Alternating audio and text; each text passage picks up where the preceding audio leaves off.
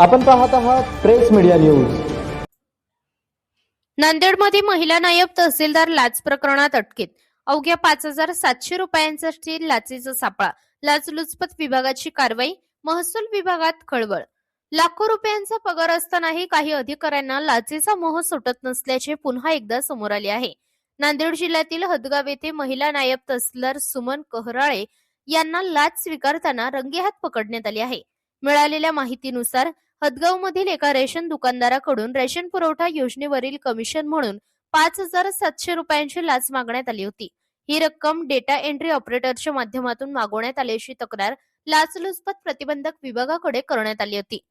तक्रारीची पडताळणी करून लाचलुचपत विभागाने सापळा रचला आणि ठरल्याप्रमाणे रक्कम स्वीकारताना नायब तहसीलदारांना ताब्यात घेतली. या कारवाईमुळे महसूल विभागात मोठी खळबळ उडाली आहे.